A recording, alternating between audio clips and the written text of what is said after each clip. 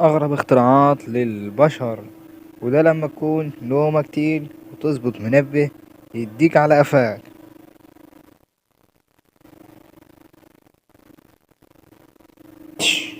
اصحى يا مغفل.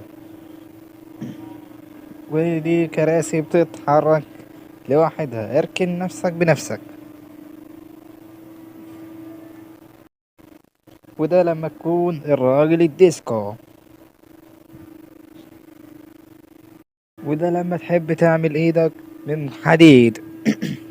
حديد المصريين، حديد عز. انا استفدت ايه بقى كده؟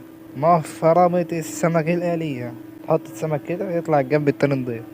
انا عايز واحدة من دي في بيتنا ومتنضف حاجة. امسك يا صاحبي.